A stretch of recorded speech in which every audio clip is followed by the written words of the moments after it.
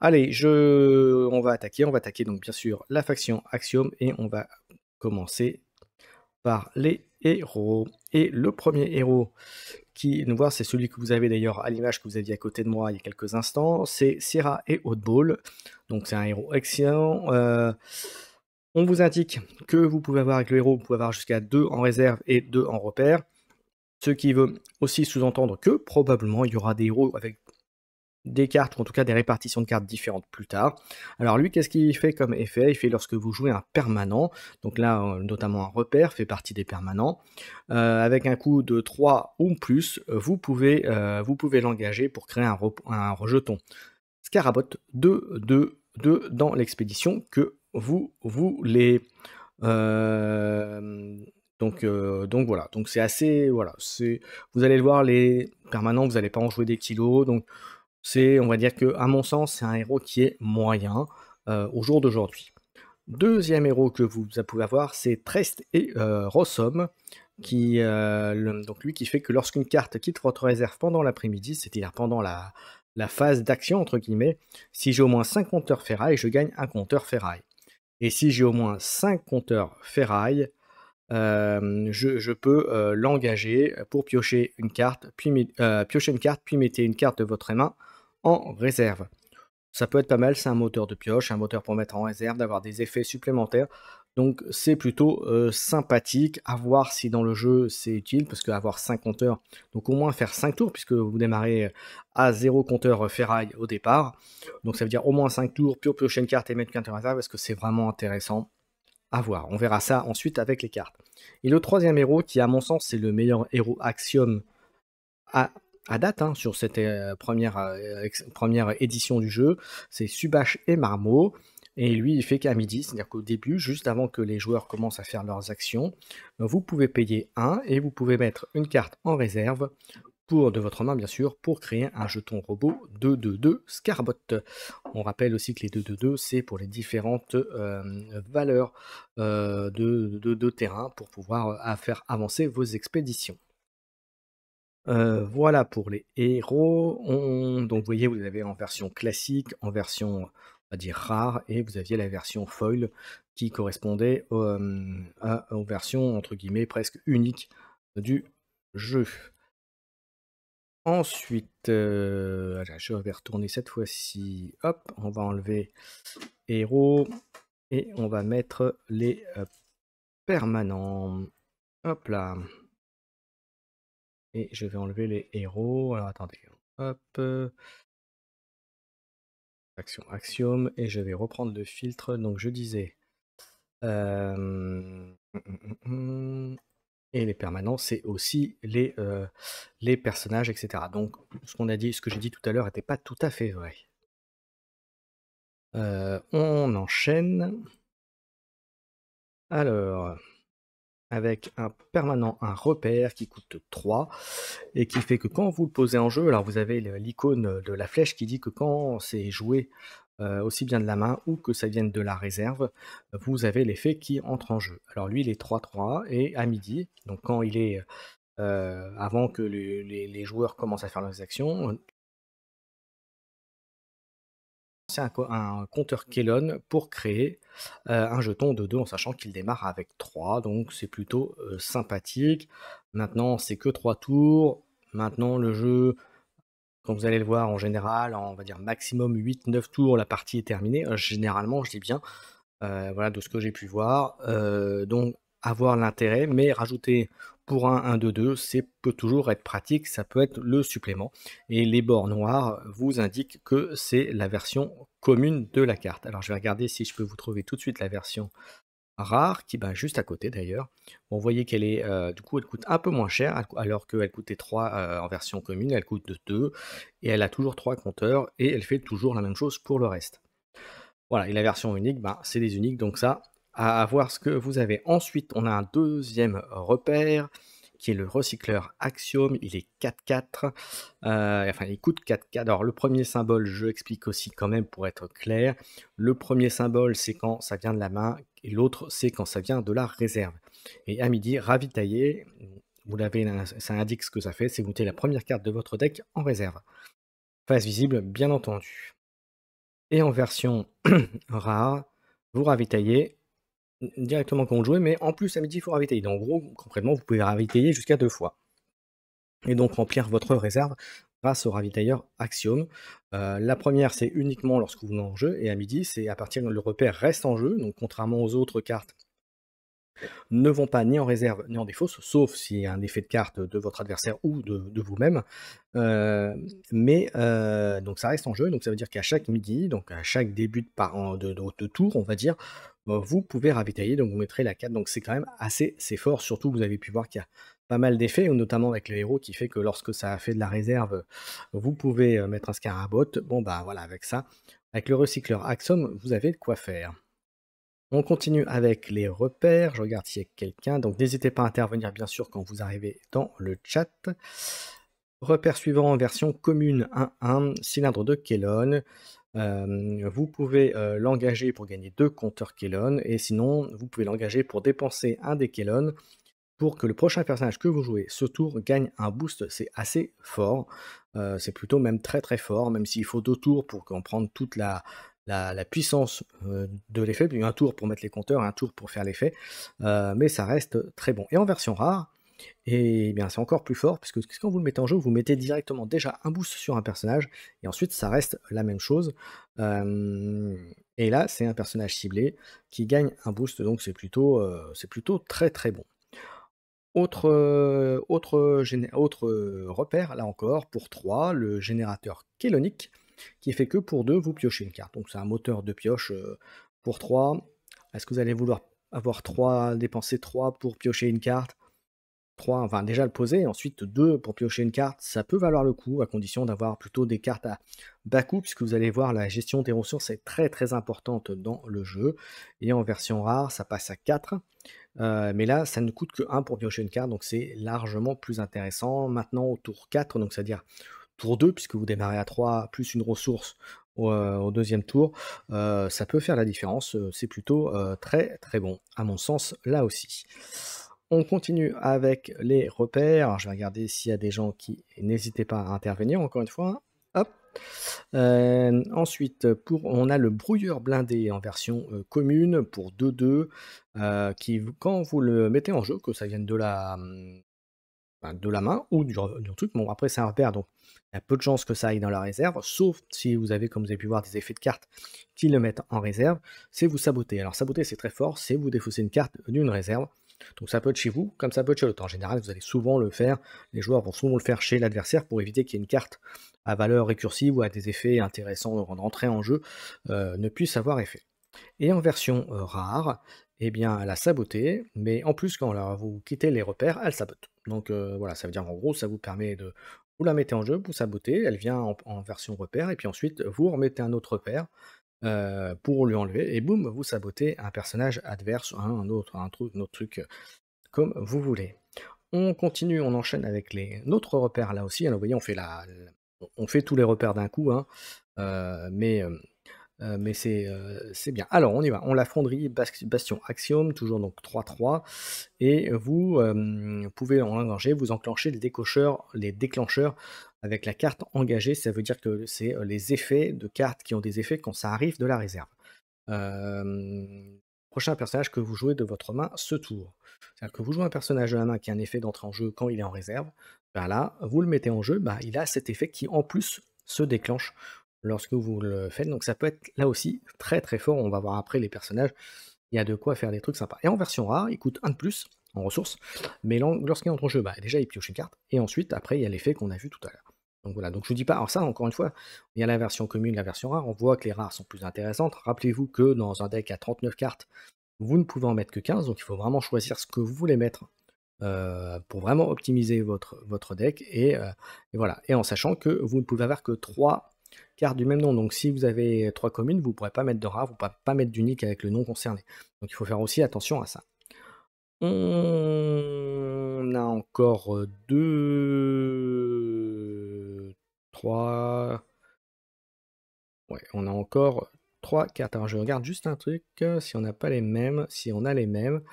Donc ensuite on a la ruche d'escarabotte, ça on l'a pas vu. Ruche d'escarabotte pour 5. Ruche d'escarabotte, ça fait que quand ça entre en jeu pour 5, vous créez un jeton robot de 2. Et à midi, on crée un deuxième jeton de zoo. Alors le 1 c'est une fois et l'autre c'est tout le temps.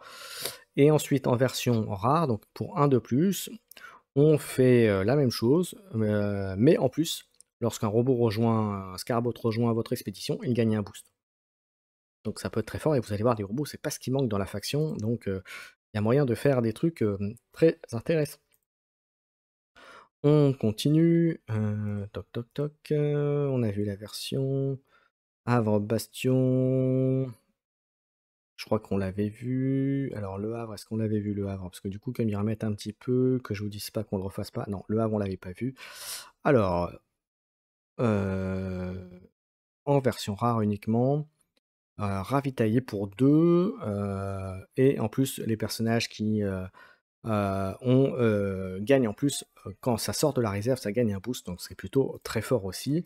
Et ensuite on a le Bastion, Lyra en, alors c'est ce qu'ils appellent, c'est des cartes qu'ils appellent des transfuges. En fait, c'est des cartes que vous avez en base, entre guillemets, dans une autre faction, mais qui est aussi accessible dans la faction concernée. Donc là, en l'occurrence, le Bastion Lyria qui est accessible en faction Axiom.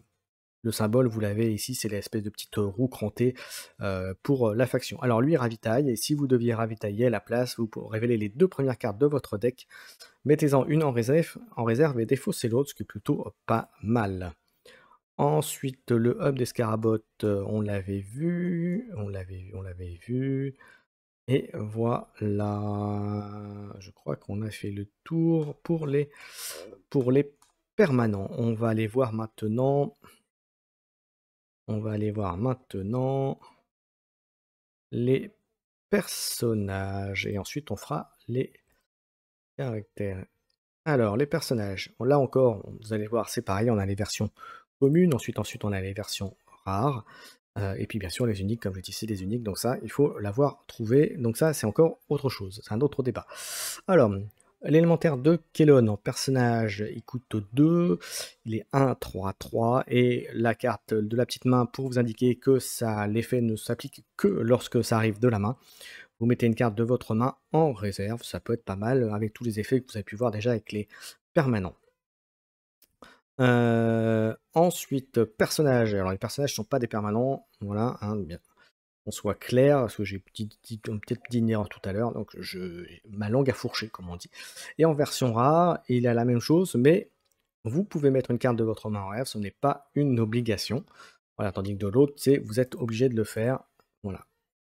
Voilà, là, vous n'êtes pas obligé, et ça a les mêmes stats que l'autre. Ensuite, on a l'ingénieur de la fonderie, qui est 2E1 pour 2, et l'effet qu'il a, c'est quand il arrive de la réserve, le prochain permanent que vous jouez cet après-midi, donc lorsque les actions s'enchaînent entre les 2 joueurs, coûte 1 de moins. Et en version rare, c'est la même chose, mais sauf que le permanent coûte 2 de moins, donc comme vous avez vu les permanents qu'il y a, il y en a des très bons.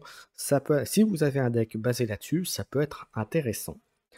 Ensuite, autre personnage, on a Ogun, qui est 2-2, qui lui se fait que les robots que vous contrôlez gagnent un boost quand ça arrive dans l'expédition, donc de la main ou de la réserve, puisque vous avez juste la flèche, donc ça veut dire dans les 2 cas. Donc c'est plutôt fort. Et en version rare, lorsque ça arrive en jeu dans l'expédition, je rappelle que l'expédition, le but du jeu, c'est quand même de réunir le héros et le compagnon, donc de faire en sorte que les 2 expéditions se rencontrent. Donc là, ça fait que quand vous le jouez, lorsqu'il arrive, vous pouvez payer 2 pour créer un jeton Scarabot dans l'expédition ciblée, et ensuite, les robots que vous contrôlez gagnent un boost. En gros, ça devient un 3-3, 3-3-3. Voilà, plus les robots que vous pouvez avoir, ça fait encore plus mal. Alors, on en est où? On continue. Voilà, j'en perds le fil. Ensuite, vous avez le mécanicien et une mécanicienne de la fonderie qui pour 1-1, qui a pas d'effet, à part que vous pouvez le défausser de la réserve pour une action entre guillemets rapide. C'est même pas une action, c'est-à-dire qu'avant de faire une action, vous pouvez le défausser pour que le prochain permanent que vous jouez coûte 1 de moins. Ce qui peut être bien pour sortir ce qu'on a vu. Et enfin, en version rare, 1, 1, 2, voilà, la même chose, il a juste des stats un peu plus forts. On continue ensuite avec le récupérateur Axiome en version commune, 1-2, un partout, et quand il arrive de la réserve, vous ravitaillez. Donc en gros, vous remettez une carte, vous remplacez entre guillemets, c'est comme si vous le remplaciez de la réserve, lui part de la réserve, vous remettez une carte à sa place. Voilà. Et en version rare, il ne coûte que 1 quand il arrive de la réserve, et sinon il a le même effet que précédemment. Et si par contre il a perdu 1 en... voilà, donc les stats en fait sont moins bonnes que la version, il coûte moins cher, mais elle est moins bonne. Là, pour le coup, intérêt un peu moins intéressant finalement. Ensuite, en version commune, on a la fée clochette qui est là, qui est pour 3, 1, 3, 3, et qui, elle, quand elle arrive de la réserve, elle sabote. Et en version rare, elle coûtera 1 de moins lorsqu'elle vient de la main. Et pareil pour le même effet. Alors, généralement, les effets ou les cartes qui sabotent sont à prendre, à privilégier, parce qu'ils vont quand même gérer pas mal, vous allez contrôler votre adversaire, et ce sera intéressant. Et ça vous permettra d'avoir une mainmise un peu plus sur la partie. Ensuite, hop, je vais descendre un peu. On a Gian, superviseur d'assemblage, personnage ingénieur 2-2. Voilà, 3-2, rien d'exceptionnel. Et en rare, il fait qu'on peut le défausser, activer les déclencheurs arrivés en expédition du permanent ciblé que vous contrôlez. C'est assez spécifique. Je ne suis pas très fan de la carte avant tout. Ensuite, autre carte, là aussi je ne suis pas super fan. 3 et 1, 3 quand ça arrive de la main, 1 quand ça arrive de la réserve, pour 2. Pas d'effet spécifique sur le personnage. Pas terrible. Et là, il arrive, vous allez payer que 1 et 3 pour qu'il sorte de la main, pour que ça devienne un 3-3, ça peut être intéressant, mais il n'y a pas d'effet de réserve, pas de truc. Ok, vous allez gagner un 3 sur un tour peut-être. Bon, mais je suis pas. C'est pas folichon. Ensuite, 3 petits cochons, 3-3, personnage ingénieur avec 3 partout. Si vous contrôlez au moins 2 repères, je gagne un boost. Ça peut être pas mal. Et en version réserve, si vous contrôlez au moins 2 repères, je gagne 2 boosts. Voilà. Ouais. Là encore, je ne suis pas un gros fan, mais pourquoi pas. Ensuite, on a Ada Lovelace 2-2-1-3-1. Quand elle arrive de la réserve, vous pouvez mettre une carte de votre main en réserve. Si c'est un permanent, piochez une carte. Là, ça peut être à mon sens plus intéressant. Et en version...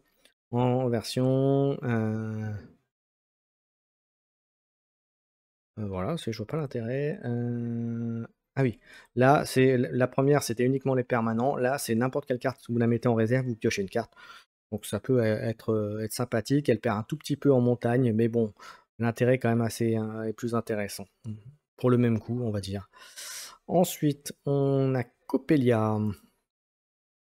Alors, elle est 2-2, c'est un robot. Donc, vous voyez, elle peut bénéficier des boosts qui donnent des boosts au robot, hein, comme on a pu voir tout à l'heure. Lorsque je vais en réserve depuis votre main, vous pouvez me jouer gratuitement et endormi. Endormi, ça veut dire qu'à la fin du tour, crépuscule, comme ils disent, vous enlevez le jeu endormi, elle est dans la partie, elle est sur le board. Et en version rare, elle gagne un peu plus, et après pour le reste, ça change pas. Ensuite, on a le brouilleur Axiome qui lui 4-3, 2-4-2. Quand il arrive de la main, il sabote, donc c'est toujours intéressant. Et en version rare, il sabote. Voilà, donc c'est plutôt cette version-là, et je serais même d'avis d'en avoir 3 rares dans votre deck Axiome. Comme je disais tout à l'heure, saboter c'est quand même très très fort dans le jeu, et vous verrez pour plein de raisons. Par rapport aux grosses cartes notamment qu'il y a dans le jeu, il faut avoir de la réponse. C'est ultra important.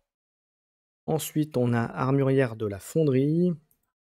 Elle est 3-3, 2 partout. Quand elle arrive de la réserve, vous créez un Scarabot 2-2. Et en version rare, quand elle arrive n'importe où, quand vous la jouez, quelle que soit la condition, que ce soit de la réserve ou de la main, vous créez un Scarabot. Là encore, c'est pas mal, un 3, en fait, c'est comme si vous mettiez un 4 partout. C'est intéressant. Ensuite, on a le docteur Frankenstein, un ingénieur, 4-3. Et là, quand vous le jouez de la réserve, vous pouvez activer les déclencheurs du permanent ciblé que vous contrôlez. Là encore, spécifique si vous jouez vraiment un deck permanent ou un permanent avec des effets intéressants, enfin en tout cas avec des déclencheurs, ça peut être pas mal. En version rare, là il ne coûte que 2 quand vous sortez de la réserve pour faire les effets, donc là encore, même chose.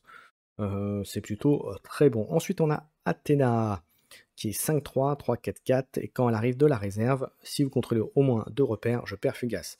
Je rappelle que quand un personnage arrive de la réserve, il est normalement directement Fugace. C'est-à-dire qu'à la fin du tour, quoi qu'il arrive, il ne pourra pas revenir en réserve, il sera défaussé. Là, en l'occurrence, ça veut dire que vous le ressortez, si vous contrôlez 2 repères, eh bien, il gagne Fugace, mais comme vous contrôlez 2 repères, il le perd dans la foulée. Ce qui fait que le personnage peut faire tout du va-et-vient, réserve, expédition, etc., etc. Donc c'est plutôt très très fort. Et si en version rare, tu un petit peu de force si j'ai bien vu, c'est ça, 3, 4 non, non, c'est la même chose. Mais si et donc si au moins 2 repères, elle gagne 2 boosts si elle arrive, de la main. Donc c'est un effet juste ponctuel. Là, pour le coup, je la préfère en version commune presque, parce que ça va vous prendre 2 slots de cartes rares, à mon sens, voilà. Ensuite, on a une carte, dont on entend beaucoup parler sur les forums, alternes, c'est Goliath, 7-7, 5 partout. Et quand il arrive de la main, pour chaque permanent que vous contrôlez, vous pouvez activer ses déclencheurs. Déclencheur arrivé en jeu, arrivé en expédition, donc c'est plutôt très très fort. Et en version rare, il coûte un peu moins cher, 4-4-4, et il fait les mêmes effets. Voilà, mais ça reste très très fort là aussi. Alors, on en est où? On continue. Ensuite, on a un personnage rare qui est le Traceur Bravos, donc c'est un transfuge. Il est 2-2, 3 partout, et quand il arrive de la main, je gagne Fugace. Donc il va aller à la. Mais pour le coup, ça peut être intéressant. Après, je suis pas un grand fan, mais bon, pourquoi pas. Ensuite, Avant-Garde Bravos, là aussi un transfuge, une carte rare, 4-2-2. Quand il arrive, vous pouvez faire perdre Fugace et gagner un boost à un autre personnage ciblé. Là, pour le coup, ça peut être très fort. Si vous avez des bonnes combos avec des personnages, il y a moyen de faire des choses sales, comme on dit avec. Ensuite, Videuse Bravos, là aussi un transfuge, 3-3, 2-2-2. Quand ça arrive de la main, vous sabotez, tout très bon, et je gagne de boost. Donc une très bonne rare à mon sens pour les axiomes. Ensuite, Martingale, là aussi une transfuge. Alors ça, c'est de la faction animale, alors j'ai plus le nom. Je m'excuse à l'avance. 1-1. Et la prochaine carte que vous jouez ce tour coûte 1 de moins. Donc voilà. Là, pour le coup, j'en vois pas trop l'intérêt. Voilà. Pour une carte rare, ça vous prend un slot. Ça va pas vous faire un bénéfice de taré. Voilà. Alors ensuite, voilà, le temps que ça apparaisse. On continue. Alors je continue, on voit les transfuges, en fait, qu'il y a accessibles chez les Bravos. Avec le Encrière de l'Ouroboros, personnage artiste de 2 partout. Et lorsque je vais en réserve depuis la zone d'expédition, vous pouvez renvoyer une autre carte de votre réserve dans votre main. Bon, en fait, c'est récursif. Voilà, non, c'est très fort. Ça vous permet de renvoyer une autre carte qui coûtait cher, qui avant va disparaître, ou qui avait pas, ou qui avait un bon effet d'entrée en jeu, par exemple, uniquement d'entrée en jeu. Et bien, ça vous permet de le refaire une fois de plus, entre guillemets. Donc c'est plutôt là très très bon. Autre personnage de transfuge, Laminzi, personnage artiste divinité, pour 3-2 et 2 partout. Je gagne un boost pour chaque carte dans votre réserve. Là, c'est plutôt pas mal, là aussi, à mon sens. On continue dans les transfuges. La chroniqueuse Lyra pour 3, 4-0-4. Vous pouvez la défausser pour ravitailler. En fait, vous l'avez joué, vous avez 2 stats à 4, ça peut être pas mal. Et puis en plus, vous la mettez en réserve sans avoir besoin de la rejouer. Ça vous permet de ravitailler, donc d'avoir un effet de carte. Oui, ça peut être sympathique. On continue. Paupière de l'Ouroboros, 0-5-5-4-4. Quand elle entre en jeu, vous lancez un dé sur 4+, piochez une carte. Sur 1-3, ravitailler. Et sinon, vous pouvez la défausser pour que la prochaine carte que vous jouez coûte 1 de moins. C'est plutôt très sympa.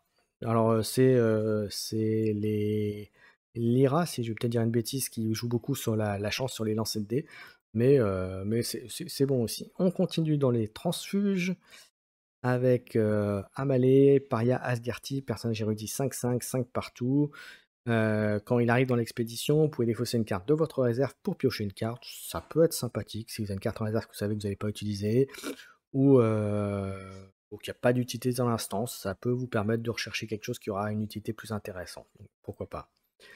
On continue de 1 Mougli. Voilà, 3-0-0. Voilà, 2-1, pas d'intérêt particulier, ça prend la place d'une rare pour avoir 3. Je suis pas convaincu. Ensuite Inari, 3-2, 3 partout. Et là, l'intérêt, c'est lorsque vous la défaussez, la réserve, activer déclencheur du permanent ciblé que vous contrôlez. Ça peut être pas mal, surtout en action où il y a pas mal de permanents. Donc il y a moyen de faire des choses intéressantes avec ça. Maintenant, ça prend la place d'une rare, donc à vous de voir. Autre carte transfuse, fille d'Hydrasil, 3-3, 5-5-3. Et quand ça arrive en jeu de la main, l'adversaire ciblé pioche une carte. Ok, c'est une 3-3 qui va donner 5 en puissance de valeur d'attribut, d'éléments, mais l'adversaire pioche une passe, ça donne une possibilité de réponse à votre adversaire. Je suis pas fan. Mais la carte, à mon sens, est très forte. Forte quand même, mais en donnant une possibilité à l'adversaire, donc ça passe de forte à mitigée à mon sens. Voilà, mais bien joué, elle va faire très mal. On continue dans les transfuges avec la druide Muna 3-2-2. Et quand vous la défaussez de la réserve, un personnage ciblé coup de main 3 ou moins gagne ancré. C'est plutôt très fort. Ancré, ça permet de dire qu'au lieu de repartir quand c'est dans l'expédition, au lieu de partir en réserve, potentiellement, eh bien on enlève le jeton ancré et ça reste dans l'expédition. Donc ça c'est plutôt très bon. Surtout que pour 3, c'est pas très cher. Et ensuite, Marchand Mouna, 3-2-0. Quand ça arrive de la réserve, en ravitaille. Ouais, 2-3, ouais, c'est pas exceptionnel pour une rare. On continue dans les rares, là, c'est une rare Ordis pour 2-2. Et en de la main, si vous contrôlez un jeton, ravitaillé. Donc, faites-le intéressamment quand il y a un Scarabot. Ça peut être pas mal. Maintenant, l'effet est moins intéressant que sur l'équivalent en Ordis. Mais pourquoi pas. Pareil, Ordis, le roi grenouille, 2-2, 3-0. Voilà, si vous le défaussez de la réserve, le personnage permanent que vous jouez ce tour coûte 1 de moins, ça peut être bien, surtout que ça ne coûte que 2. Voilà, après, il a rien sur l'élément montagne, donc à vous de voir de la situation. Pareil, on a Jeanne d'Arc, pareil, une transfuge des Ordis, 5-5, 3 partout. Et ça fait, lorsqu'elle quitte la zone d'exécution, ça crée un jeton de 2. Ouais, ça fait que pour 5, vous avez récupéré 5 de valeur. Ouais, il y a peut-être mieux à faire. On continue avec les transfuges, la méduse lunaire, 1-1 pour 1. Lorsqu'un robot rejoint votre expédition, vous pouvez me sacrifier pour lui donner 2 boosts. Ça, par contre, c'est fort, parce qu'en fait, pour 1, vous donnez en fait plus 2. Et si lorsque je suis sacrifié, si je ne suis pas fugace, donc c'est-à-dire si vous l'avez sorti, utilisez l'effet au moment où vous l'avez sorti de votre main et mis dans l'expédition, vous la mettez en réserve. C'est plutôt bien. En gros, c'est un sacrifice que vous pouvez mettre en réserve. Donc c'est plutôt sympathique. Ça permet d'avoir deux fois l'effet de boost. On continue avec Augure Izmir. Donc là aussi dans les transfuges, 1-1. Pas d'effet particulier, donc potentiellement pas intéressant. Et ensuite, on a le Baku, pareil, un transfuge, 4-2, 2 partout. Quand vous jouez de la main, l'adversaire se défausse d'une carte de sa main, ça peut être très, très fort. Vous allez voir, jouer les cartes de la main, il faut les savoir, il faut les jouer intelligemment. Ça peut faire gagner une partie, hein, de faire défausser une carte de votre adversaire. Donc, bonne carte, bonne rare, je recommande pour les axiomes. On les avait vus ça, tac tac tac, et enfin les derniers, hop, on les avait vus, et je crois qu'on a fait le tour. Athéna, on l'a vu aussi. Je vérifie qu'on a tout vu. Hop, et voilà, on a tout vu pour les personnages. Et maintenant, il nous reste à voir les sortilèges. Alors, je vais revenir dans les cartes. On va faire filtre. Donc, hop, on enlève. Et les sortilèges. Alors, tout ça, c'est des images tirées du site officiel d'Alterne, hein, donc je n'invente rien. Voilà, donc on va voir les sorts axiomes. Donc, vous avez AP, 1 et 2 2 si ça vient de la réserve. Alors les sorts, la plupart du temps, ont fugace, ce qui n'est pas toujours le cas, ce qui est le cas de celui-ci par exemple. Un personnage ciblé change d'expédition. C'est plutôt très très fort. Voilà, et en version rare, il coûte un peu plus cher. Mais en plus, vous en faites pour 2, vous faites changer l'expédition un personnage, mais en plus vous piochez une carte. Il faut pas s'en priver. Clairement, il faut pas s'en priver. Ensuite, une carte qui est rigolote, Boom pour 3 qui est fugace. Donc là, vous voyez, vous le faites, ça disparaît, ça va directement là en, en défausse. Sacrifier un personnage. Si vous le faites, défausser un personnage ou un permanent ciblé. Ça, c'est très, très, très fort. Ben, si vous avez des petits personnages, vous avez le Scarabot. Ben, c'est un personnage, donc vous pouvez le sacrifier, et puis boum, vous déposez. Tiens, il a sorti un gros personnage à 6, à 5, boum. Tiens, moi pour 3, ok, ça va me perdre un personnage 2, mais je te fais perdre un personnage qui coûte 6. Voilà, ou 5, donc vraiment très sympa. Et en version rare, euh, voilà, c'est pareil. Sacrifier un personnage ou un permanent. Donc au lieu d'un personnage, vous pouvez le faire sur un permanent. Ouais, là, la rare est pas, la version rare est pas forcément utile. La version Boom classique suffit largement à mon sens. Ensuite, on a entraînement mécanique. 1, 2, activer les déclencheurs du permanent ciblé que vous contrôlez. Et là, c'est jusqu'à 2 permanents ciblés, donc oui, pourquoi pas. Là encore, c'est très spécifique. Ensuite, on a décharge de Kélon. Fuga, choisissez l'un, envoyez en réserve un personnage ciblé avec un coup de main de 4 ou moins. Défausser un permanent ciblé avec un coup de main de 4 ou moins. Ouais, ça peut être défausser un permanent ciblé ou un personnage. Voilà, donc c'est bien. C'est une anti-créature, on va dire. Une petite créature, ça peut être sympa. Et la version rare, ça coûte un peu plus. Et la différence par rapport à l'autre, c'est que si vous contrôlez 2 repères, vous pouvez créer un robot Scarbot. Ce qui est plutôt sympathique. Alors, on en est où? On continue. Hop, ensuite, on a récolté sort conjuration 1 ou 2, ravitaillé. Donc voilà, pour mettre une carte en réserve, c'est plutôt bien. Entraînement de l'esprit d'équipe, sort d'interférence, fugace, donc ça va directement. Envoyer en réserve un personnage ciblé avec un coup de main de X ou moins, où X est le nombre de personnages que vous contrôlez. Ça peut être sympa, spécifique, il faut avoir un certain nombre de personnages pour pouvoir avoir un effet intéressant, pour cibler des grosses créatures. Pourquoi pas? Mais c'est, à mon sens, ce sera une carte que vous allez à terme enlever. Ensuite, on a saut adhésif 3-3, fugace, envoyer en réserve un personnage ciblé avec un coup de main de 4 ou plus, ou d'effacer un personnage ciblé avec un coup de main de 4 ou plus. Vous voyez clairement, par exemple, ce sort-là est plus intéressant que celui qu'on a vu juste avant. Ensuite, on a en version rare, ouvrez les portes 4-5, créez un jeton Scarabot 2-2 dans chacune de vos expositions. Pour carte, il n'a pas fugace, donc c'est permet de le faire 2 fois. Généralement, on va faire au moins sur la version de mise en jeu, mais après, après pour 4, c'est voilà, c'est assez spécifique. Ensuite, on a la Furie du Kraken, fugace. Envoyez en réserve jusqu'à 4 personnages ciblés avec un coup de main total 6 ou moins. Pour 5, ça fait 1 de plus. C'est plutôt pas mal là aussi. Maintenant, voilà, il faut 5 de ressources. Faut voir ce qu'il y a dans la main. Il faut le faire intelligemment. Concrètement, si vous le faites, mais qu'il reste pas mal de ressources à votre adversaire, il va pouvoir remettre des cartes derrière. Et donc, dépenser 5 ressources pour juste enlever temporairement, on va dire, une carte de votre adversaire, une ou 2 cartes, voire plus de votre adversaire. C'est voilà, il faut comme on dit, comme j'ai dit, il faut le faire intelligemment. Ensuite, vous avez AP, on l'avait vu, Boom, on l'a vu, toc toc toc. Voilà pour les sortilèges, et je crois qu'on a vu tout ce qu'il y avait sur la faction Axiome. Alors, est-ce que j'avais permanente, jeton personnage et jeton personnage? Je crois qu'on les a tous vus. Les scarabots, vous les avez vus. Les scarabots que vous créez, c'est les 2-2. Ce qu'on a vu ensemble. Voilà. Eh bien, on a terminé cette session de présentation de la faction Axiome. La prochaine faction que je ferai, ce sera certainement les Ordis. Donc peut-être pas la semaine prochaine, puisqu'on va continuer les let's play, mais d'ici d'une quinzaine de jours, on va les faire tranquillement pour accompagner la sortie officielle, normalement annoncée pour le 13 septembre, de Alter dans la version boutique.